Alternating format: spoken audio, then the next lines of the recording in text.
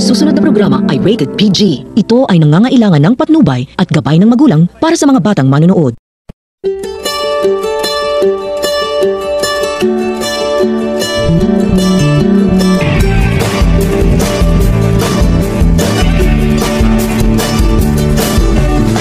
Hello Philippines! Hello world! E-enter naman tayo sa panibagong buhay, araw at kinabukasan sa bahay ni Kuya. Kasama mga key concepts ng Digital Dynamics Communication Model o mas kilalang DDCM. Pero bago ang lahat, ano nga ba ang DDCM? Isa pa, DDCM ha? Well, let me explain. Unlike linear traditional models of communication, DDCM establish interactive spaces where communication is continuous and multifaceted. The digital dynamics model reflects the complex pattern of interactions and cyclical nature of conversations in group chats or chat spaces. Para mas maintindihan nyo, ipapakilala namin sa inyo ang mga components ng model na ito. The key concept of DDCM. Gabi pa talaga to. Start with Asa na kayo? Irish, the brave one, ang message sender ng Etivac. Althea, the derailer, ang meme lord ng Pasig.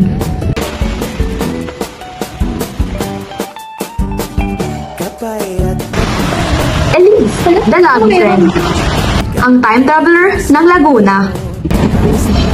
Ganito kasi yan, te. Brea, the over-explainer, ang OA mag-essay ng Maynila. Housemates in Task 1, explain your key elements. I always try to start meaningful conversations. Instead of replying properly, I send memes and GIFs. I only read message but I never reply. Sabi nila, I tend to over-explain. Pero hindi ako naniniwala doon. Kasi nga,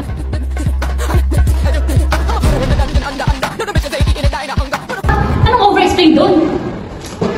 I reply hours or days late to an old topic.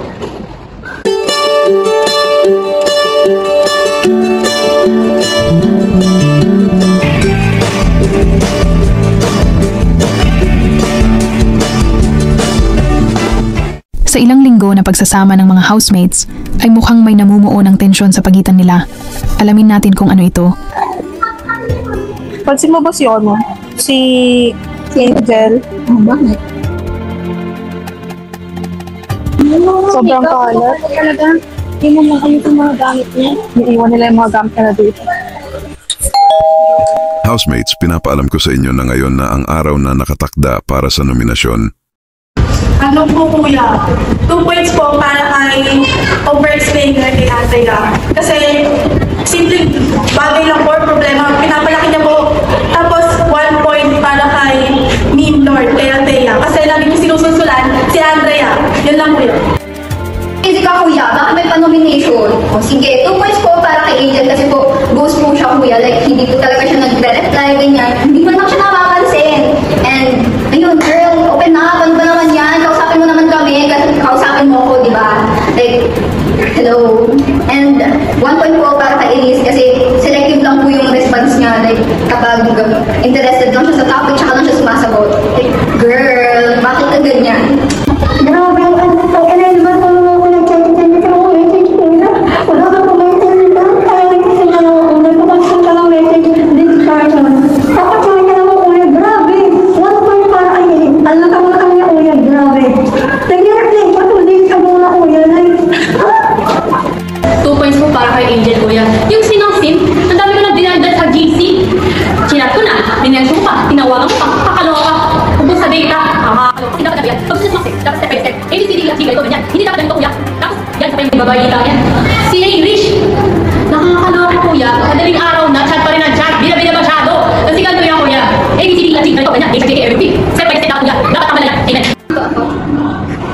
may nomination pala dito kuya? May ganun pala dito?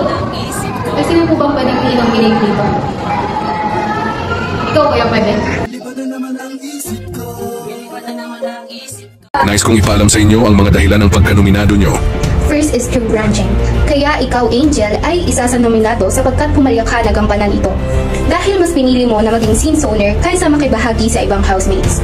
ikaw naman, Elise, ay nagdulot ng conversation decay at selective responses, kaya't isa ka sa piniling inominate dahil pinipili mo lamang ang mensaheng iyong bibigyan ng tugon at madalas ka nahuhuli sa mga pinag-uusapan. Althea, ikaw ay nominado dahil nagkukos ka ng distortion, nakakasagabal ka madalas sa daloy ng pag-uusap. At panghuli, ikaw, Andrea, dahil lagi mong nami-misinterpret ang iyong mga housemates, kung kaya't mas lalong humahaba ang inyong mga usapan. Pagkatapos ng kaganapang ito, agad na inalam ng housemates kung ano nga ba ang DDCM. To better understand the Digital Dynamics Communication Model, let's take a look and explore the flow of communication within this model using a flowchart. In the initiation part, a member or the sender initiates a message to start a conversation. Then, in the reception, messages are received by various receiver or the members of the group chat who interacts with the message based on their roles. First, the active member responds appropriately, maintaining the flow of the conversation. Second, the senior views the messages but does not respond. Third, the mimer responds but the content is unrelated to the topic. Fourth, the late responder responds after a delay, reviving older discussions. Fifth, the detail-oriented member replies with extensive or over-explained responses. And lastly, the admin moderates or steers the discussion. After being received by the various member, the conversation can evolve into the following dynamics. First, branching. The message can create multiple conversations. Second, conversation decay. Older messages can lose their relevance. Third, distortions. Interruptions such as memes and side topics can disrupt the conversation. Fourth, selective responses. Responding only to what is interesting can result in important messages being ignored. Fifth, misinterpretations. Differences in background, assumptions, or phrasing can lead to misunderstanding the original intent of the message. This can be resolved by first, restarting. Introducing new topics can create a new conversation thread. Second, reviving. Responding to older conversations can bring past discussions back into focus. However, the conversation can also fall into chaos, continuing the cycle of confusion and fragmentation, often fueled by distractions or miscommunication. Since the conversation in this model doesn't have a fixed end, it often loops, cycling through the stages of engagement, miscommunication, and renewal, depending on the participants and their responses. Wow! Ang bongga naman ng flowchart ni Kuya ha! Ayan, nagigets nila ba ang DDCM? Pa-heart react naman guys if nagigets nyo na! And now, let us see the Digital Dynamics Communication Model in action. Starting with the initiation, as Irish sends a message, marking the start of a new conversation. After she sends the message, different types of reception takes place as everyone reacts differently. Angel sees the message, but she replies with nothing, a classic scene zoner. Althea derails the convo with something off-topic. Drea over-explains with a long pep talk. And Elise finally replies only a month later. And Kuya, as the admin, pins the message. So we've seen the dynamics of the model just by looking at everyone's response.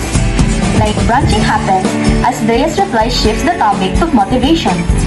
Distortion is when Althea's meme breaks the flow. Decay sets in as Angel's silence kills the urgency. Selective response shows when no one addresses Irish's suggestion. And misinterpretation follows when Elise joins late and misses the context. And as we have come to the resolution, there is no actual solution or plan is being made, as the message is getting buried with unnecessary and long responses or simply no response at all. But the cycle will go on and on until someone sends the next message. With that example, we have seen the model at work. Let's now move on to the conclusion. Ayan, partner. Now that we see that the Digital Dynamics Communication Model is a way to understand how people talk and interact in a group setting. It looks at how messages connect and respond to each other, helping us see how complex group conversation can be. Ayun na nga, partner, no? We hope in the future that this model could be used to understand or study different types of digital communications, from casual chats to formal work discussions. And that marks the end of this season. We hope na marami kayo natutunan sa ating mga housemates. And goodbye, Philippines! Goodbye, world!